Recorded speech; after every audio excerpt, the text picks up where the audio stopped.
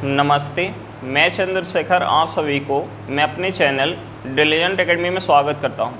हम लोग railway group D के लिए एक मैथ का सीरीज स्टार्ट किए थे, जिसमें हम लोग प्रत्येक दिन रेलवे में आए हुए मैथ का प्रीवियस क्वेश्चन और उस पर आधारित मैथ का क्वेश्चन कर रहे हैं। चलिए आज उस सीरीज में हम लोग आगे की तरफ चलते हैं। इससे पहले अगर आप मेरे चैनल पर नए हो तो चैनल को सब्सक्राइब कर लें और बेल आइकन को प्रेस करना बिल्कुल ना भूलें, ताकि आपको सबसे पहले लेटेस्ट नोटिफिकेशन मिलता रहे।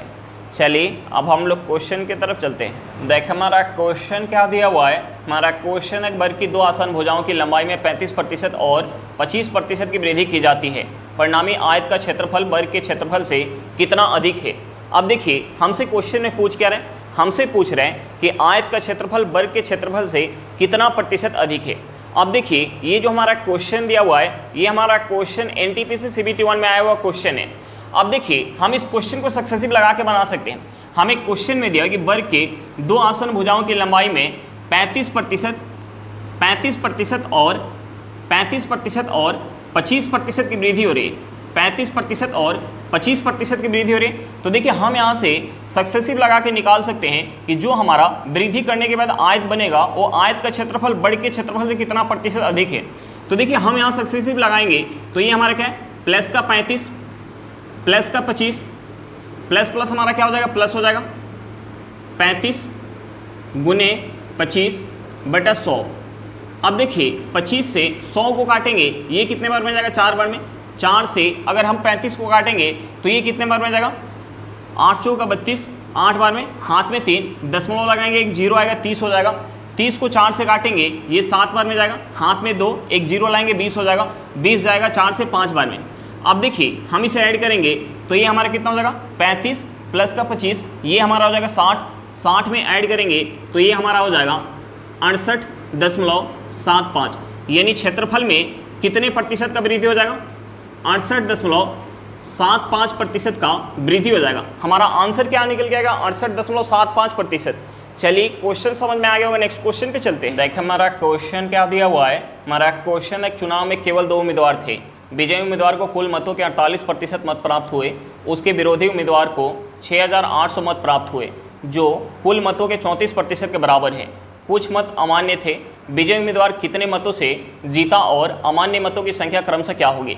हमसे पूछ क्या रहा है कि विजयी उम्मीदवार कितने मतों से जीता और अमान्य मतों की संख्या पूछ रहे हैं। अब देखिए ये जो हमारा क्वेश्चन दिया हुआ है, ये हमारा क्वेश्चन एनटीपीसी सीबीटी 1 में आया हुआ क्वेश्चन है।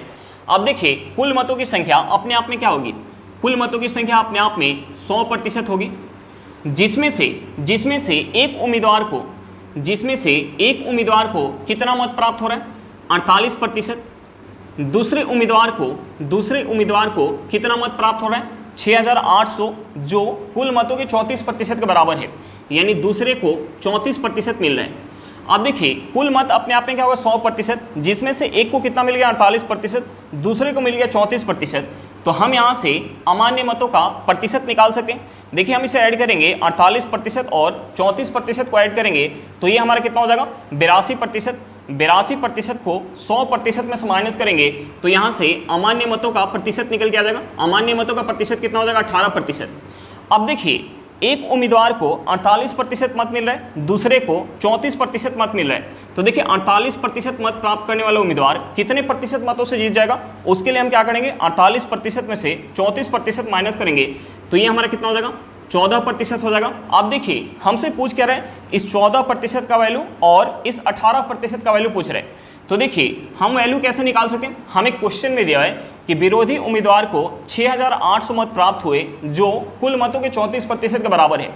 यानी हमें क्वेश्चन में 34% का वैल्यू क्या दिया हुआ है, 34% का वैल्यू दिया हुआ है 6800, 34% का वैल्यू दिया हुआ है। तो हम यहाँ से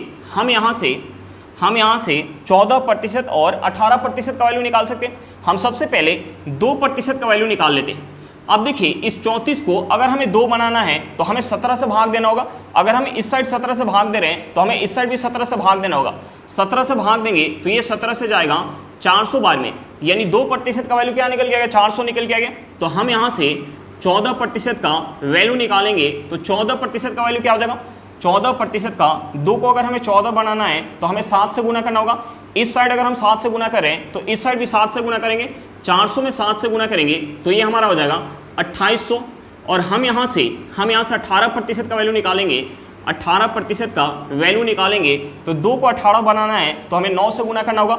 इस साइड अगर हम 9 से गुना करें तो हम इस साइड भी 9 से गुना करेंगे, तो 400 में 9 से गुना करेंगे तो ये हमारा कितना हो जाएगा 3600।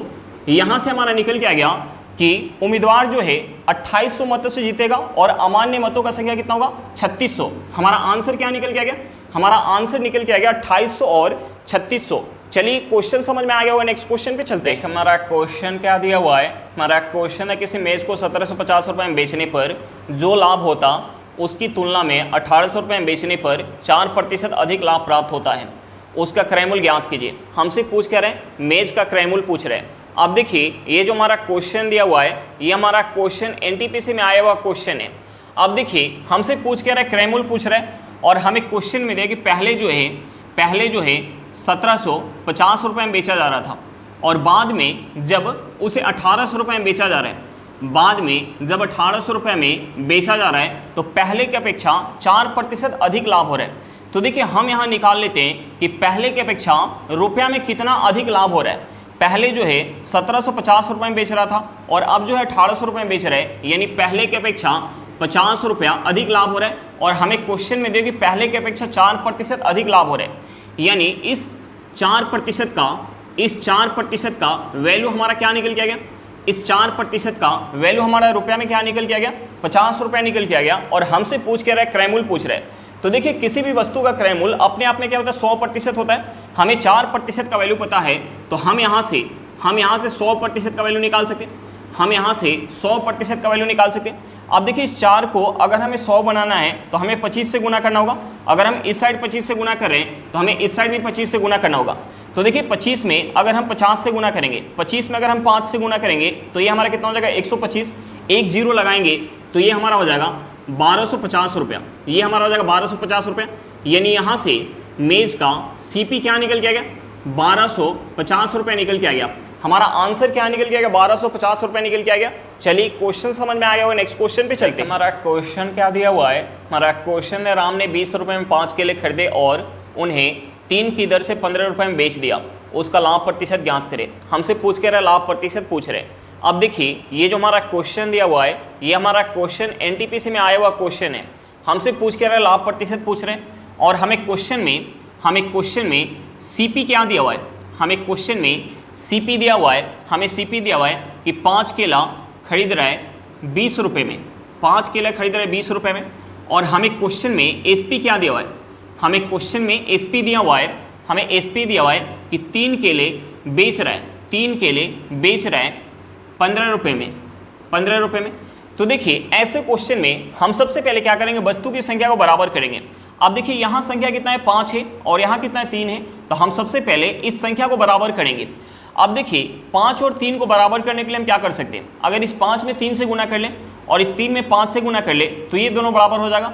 अब देखिए अगर हम यहाँ 3 से गुना करेंगे तो हमें यहाँ भी 3 से गुना करना होगा, यानी इन दोनों में हमें 3 से गुना करना होगा। और हम यहाँ अगर 5 से गुना करेंगे तो यहाँ भी हमें 5 से गुना करना होगा, यानी इन दोनों में हमें 5 से गुना करना होगा।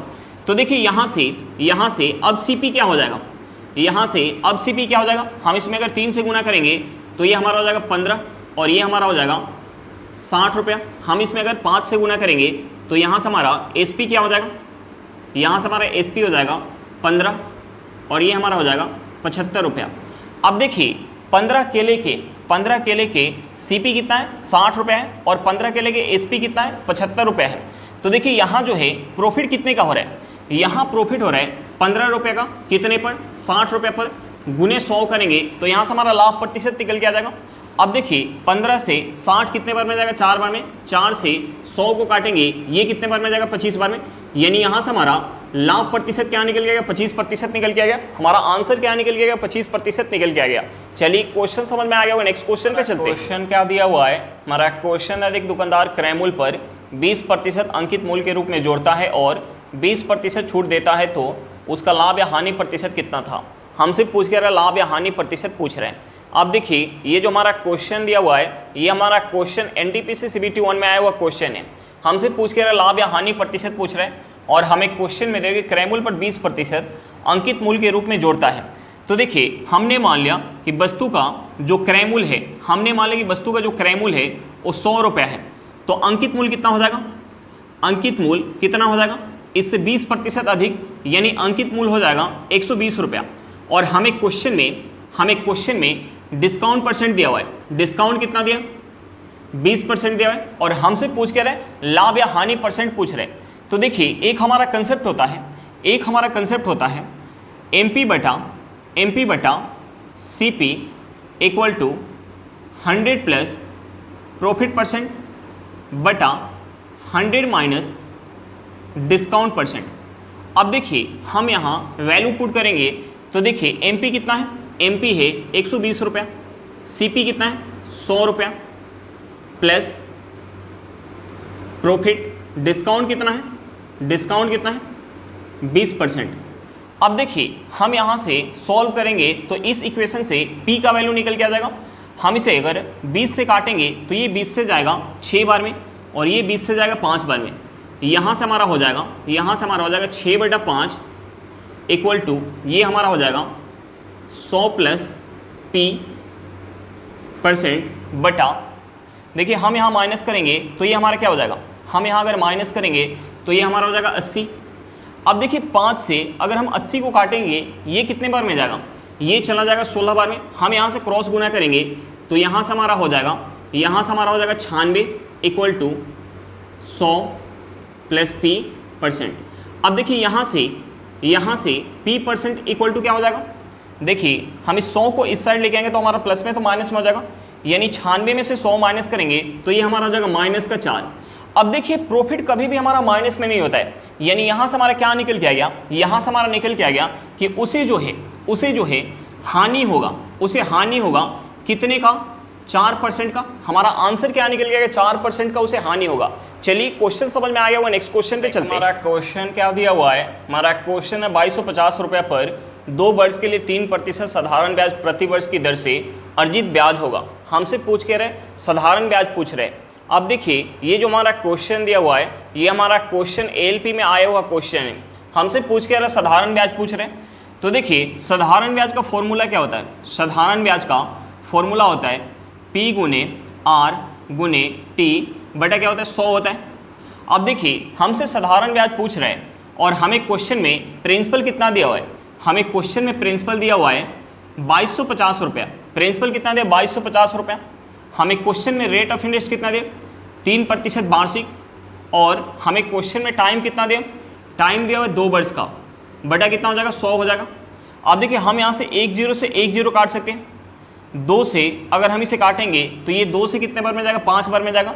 5 से अगर हम काटेंगे, 5 से हम इसे काटेंगे तो ये 5 से कितने बार में जाएगा? 4 बार में, हाथ में 2, 25 जाएगा 5 से 5 बार में।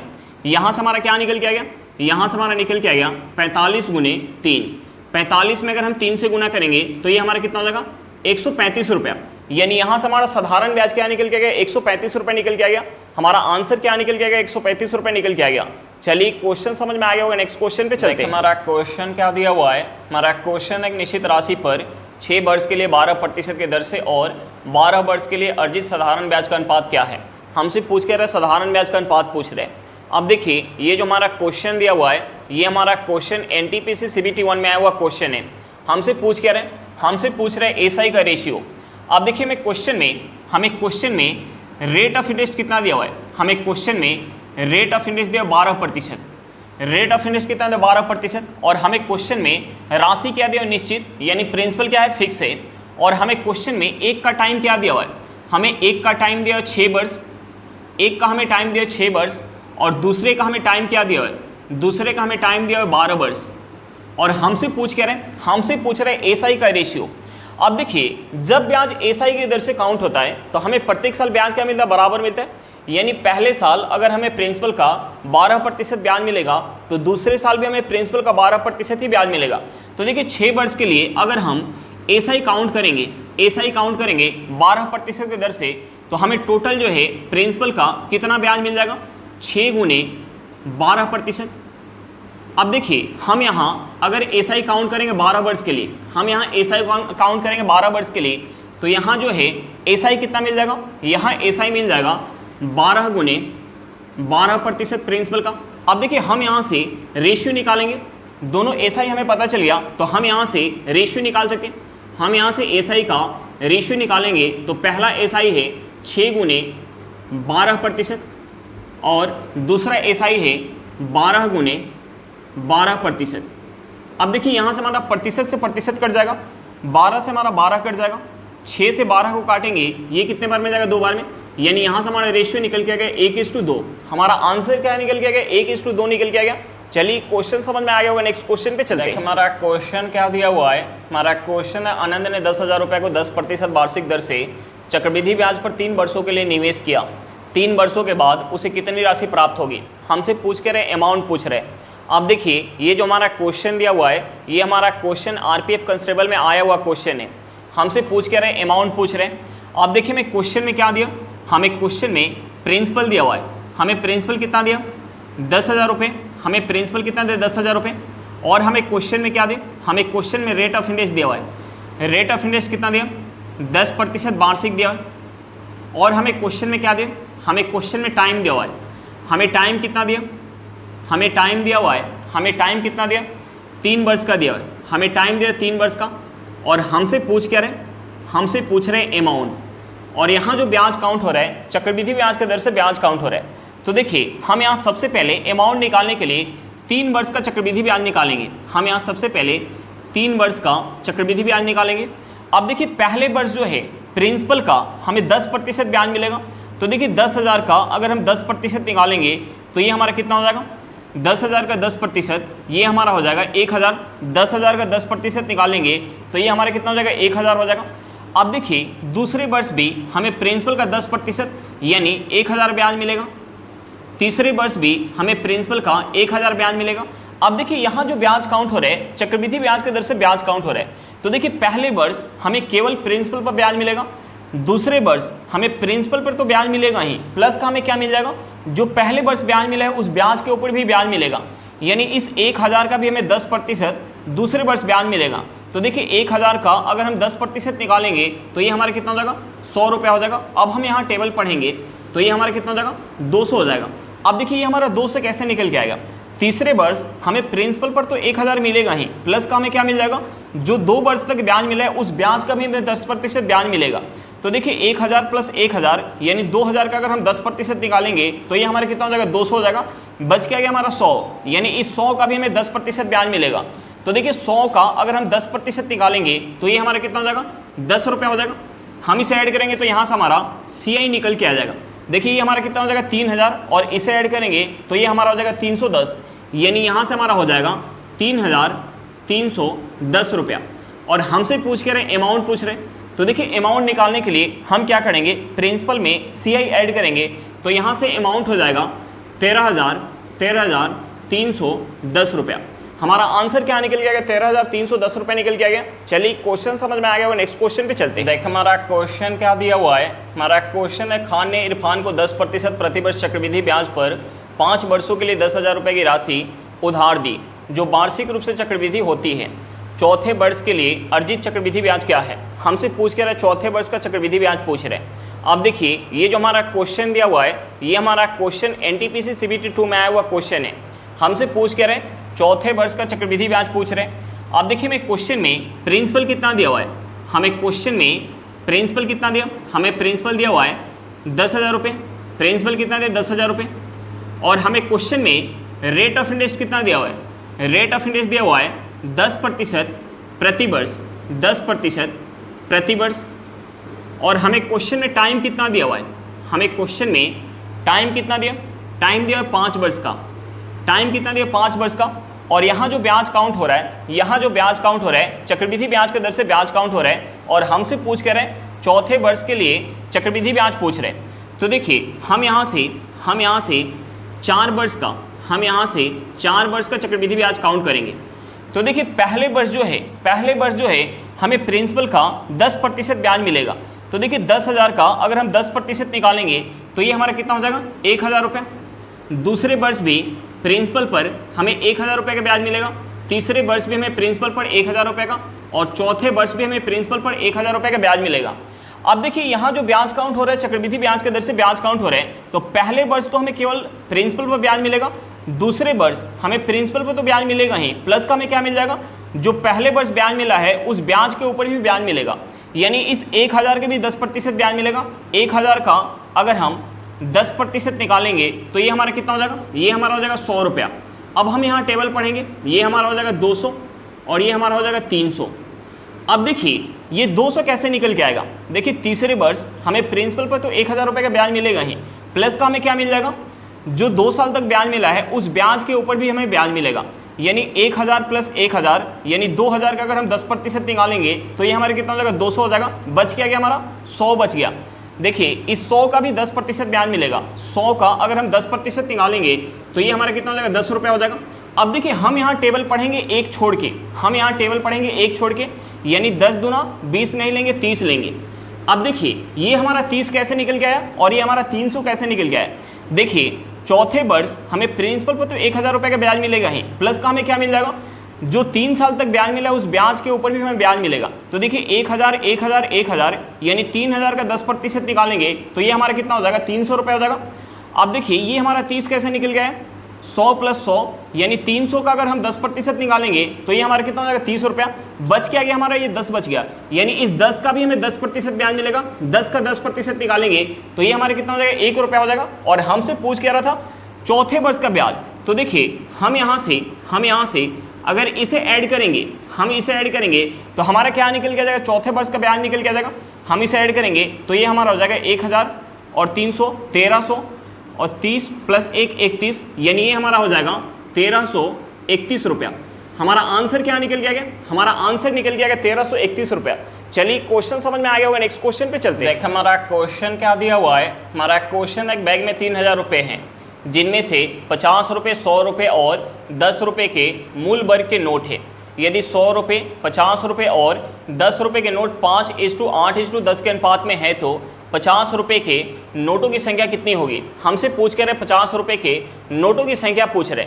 अब देखिए ये जो हमारा क्वेश्चन दिया हुआ है, ये हमारा क्वेश्चन NTPC CBT 1 में आया हुआ क्वेश्चन है। हमसे पूछ कर रहे 50 रुपये के नोटों की संख्या पूछ रहे और हमें क्वेश्चन में क्या दिया, हमें क्वेश्चन में 100 रुपये 50 रुपये और 10 रुपये के नोटों के संख्या का हमें रेशियो दिया हुआ है। हमें रेशियो कितना दिया, 5:8:10 दिया हुआ है। तो देखिए हमने मान लिया कि उस बैग के अंदर 100 रुपये के 5 नोट है। देखिए अगर 100 रुपये के 5 नोट होंगे तो 50 रुपये के कितने नोट होंगे, 8, और 10 रुपये के कितने नोट होंगे, 10 होंगे। अब देखिए अगर 100 रुपये के 5 नोट है, 50 रुपये के 8 नोट है और 10 रुपये के 10 नोट है, तो देखिए हम यहाँ से निकाल सकते हैं कि उस बैग के अंदर टोटल राशि कितना होगा। देखिए 100 रुपये के 5 नोट होंगे तो ये टोटल कितना हो जाएगा, 500 रुपये 500 रुपये। 50 रुपये के 8 नोट होंगे तो ये टोटल कितना हो जाएगा, ये टोटल हो जाएगा 400 रुपये। और 10 रुपये के 10 नोट होंगे तो ये टोटल कितना हो जाएगा, 100 रुपये। अब देखिए हम इसे ऐड करेंगे तो यहाँ से टोटल राशि क्या निकल के आ जाएगा, यहाँ से टोटल राशि निकल के आ जाएगा 1000 रुपये। अब देखिए अगर हम मान के चल रहे हैं कि बैग में 100 रुपये के 5 नोट है, 50 रुपये के 8 नोट है और 10 रुपये के 10 नोट है, तो बैग के अंदर टोटल राशि कितना बन पा रहा है, 1000 रुपये बन पा रहा है। और हमें क्वेश्चन में टोटल राशि कितना दिया हुआ है, हमें क्वेश्चन में टोटल राशि दिया 3000 रुपया। तो देखिए इस प्रकार का हम कितना सेट रखें ताकि बैग के अंदर टोटल राशि 3000 रुपया हो जाए। तो देखिए सेट का संख्या निकालने के लिए हम क्या करेंगे, टोटल राशि में एक सेट की राशि से भाग देंगे तो यहाँ से हमारा सेट का संख्या निकल के आ जाएगा। देखिए हम इसे काटेंगे 1000 से तो ये कितने बार में जाएगा, 3 बार में, यानी सेट का संख्या क्या निकल के आ गया, 3 निकल के आ गया। यानी इस प्रकार का हमें 3 सेट रखना होगा, तब जाके बैग के अंदर टोटल राशि कितना बन पाएगा, 3000 रुपये बन पाएगा। यानी हमें इस रेशियो में 3 से गुना करना होगा। तो देखिए इस रेशियो में 3 से गुना करेंगे तो देखिए 5 में अगर हम 3 से गुना करेंगे तो ये हमारा कितना हो जाएगा, 15 हो जाएगा। 8 में अगर हम 3 से गुना करेंगे तो ये हमारा कितना हो जाएगा, 24 हो जाएगा। और 10 में अगर हम 3 से गुना करेंगे तो ये हमारा कितना हो जाएगा, 30 हो जाएगा।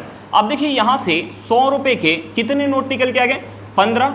50 रुपये के कितने नोट निकल के आ गए, 24। और 10 रुपये के कितने नोट निकल के आ गए, 30। और हमसे पूछ क्या रहा था, 50 रुपये के नोटों की संख्या। यानी यहाँ से हमारा आंसर क्या निकल के आ गया, यहाँ से हमारा आंसर निकल के आ गया 24। हमारा आंसर क्या निकल गया, 24 निकल के आ गया। चलिए क्वेश्चन समझ में आ गया होगा। आज के लिए इतना ही, फिर मिलते हैं नेक्स्ट क्लास में। अगर क्लास अच्छा लगे तो क्लास को लाइक करिएगा। अगर आप मेरे चैनल पर नए हो तो चैनल को सब्सक्राइब करिएगा और क्लास को अपने दोस्तों के साथ शेयर करना बिल्कुल मत भूलिएगा। चलिए बाय बाय।